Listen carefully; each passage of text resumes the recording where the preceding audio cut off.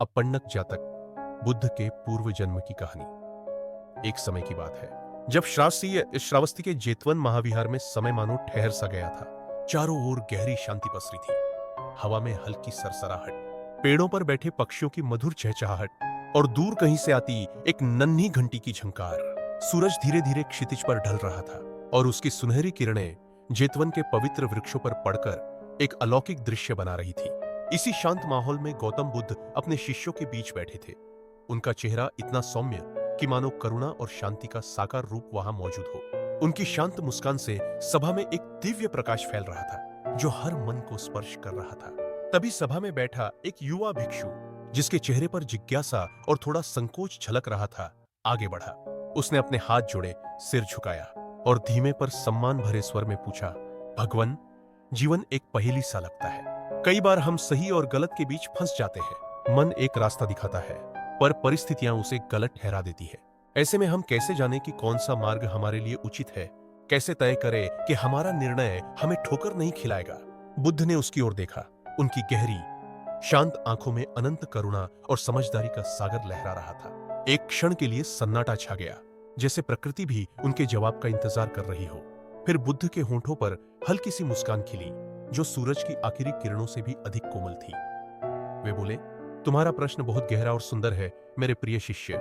इसे समझने के लिए मैं तुम्हें अपने एक पूर्व जन्म की कथा सुनाता हूं, अपण्णक जातक की कथा। यह कहानी तुम्हें प्रेम की शक्ति, विवेक की रोशनी और सही निर्णय का महत्व सिखाएगी। और फिर उस शांत सभा में बुद्ध की मधुर वाणी गूंज उठी, जो हर दिल को एक अनोखी यात्रा पर ले जाने वाली थी। बुद्ध ने कहा, कई युग पहले की बात है जब मैं एक व्यापारी था। नाम था सुजात। मेरे पास धन था, अनुभव था और सबसे बढ़कर मेरे जीवन में एक ऐसी प्रेमिका थी जिसके साथ मैं हर सुख दुख बांटना चाहता था। एक दिन हमें एक लंबी व्यापार यात्रा पर जाना था। मंजिल थी दूर का एक नगर, तपता हुआ रेगिस्तान, जहां पानी की एक बूंद भी सोने से कीमती थी। मैंने अपनी प्रेमिका, जिनका नाम था मालती, से कहा, हमें जल्दी निकलना चाहिए। अगर हम पहले गए तो हमें रास्ते में ताजा पानी मिलेगा और हम सुरक्षित पार कर लेंगे। मालती ने मेरी बात सुनी और मुस्कुराकर बोली, तुम्हारा निर्णय ठीक लगता है, लेकिन क्या हमारा प्यार इस कठिन यात्रा को आसान बना पाएगा?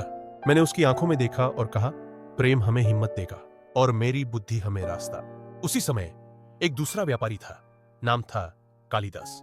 वह भी अपनी प्रेमिका के साथ यात्रा की तैयारी कर रहा था, लेकिन उसका मन लालच से भरा था। उसने सोचा, अगर सुजात पहले जाएंगे तो वे सारा पानी और रास्ते की सुविधाएं खत्म कर देंगे। हम बाद में जाएंगे तो सब कुछ हमारे लिए बचा रहेगा।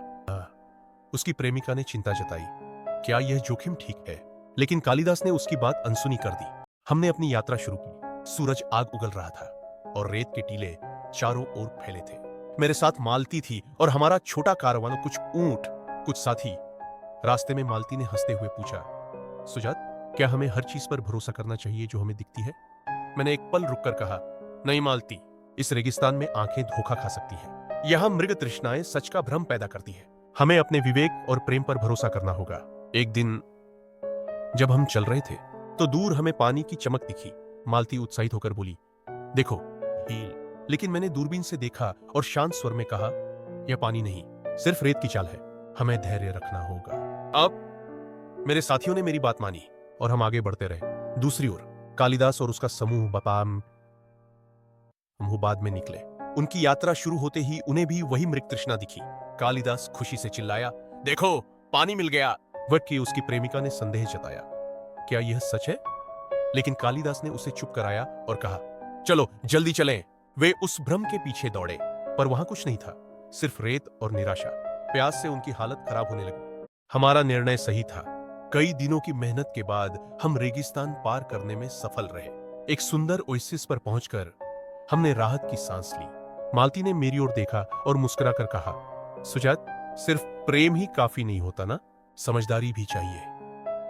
मैंने उसका हाथ थामा और जवाब दिया, सच कहा मालती, प्रेम हमें जोड़ता है और बुद्धि हमें बचाती है। जब दोनों साथ हों तो कोई भी मुश्किल बड़ी नहीं लगती। हमने वहां ताजा पानी पिया, अपने ऊंटों को आराम दिया और आगे की यात्रा के लिए तैयार हुए। पीछे कालिदास का कारवां प्यास और थकान से टूट चुका था। उनका लालच उन्हें ले डूबा। मृग तृष्णा के पीछे भागते हुए वे रास्ता भटक गए और उनकी यात्रा अधूरी रह गई। बुद्ध ने अपनी कथा खत्म की। जेतवन में सन्नाटा छा गया। फिर वे शांत स्वर में बोले, देखा मेरे शिष्यों, जीवन में सही निर्णय लेना कितना जरूरी है। सुजात ने प्रेम और विवेक का संतुलन बनाया, इसलिए वह सफल हुआ। कालिदास ने लालच को चुना और वह हारा। जीवन में सिर्फ प्रेम, आशा या इच्छाएं काफी नहीं, सही समय पर सही मार्ग चुनना और उसे विवेक के साथ अपनाना, यही हमें सुख और सुरक्षा देता है।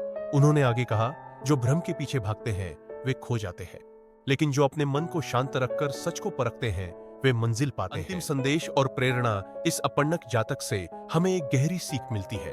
प्रेम करना जीवन की सबसे खूबसूरत बात है, लेकिन उसे विवेक और दूरदर्शिता के साथ जोड़ना जरूरी है। मृग तृष्णा हमें लुभाती है, चाहे वह धन हो, शोहरत हो या झूठे सपने, लेकिन जो प्रेम को बुद्धि से सजाते हैं वे न सिर्फ खुद को बचाते हैं बल्कि अपने साथियों को भी सही रास्ता दिखाते हैं।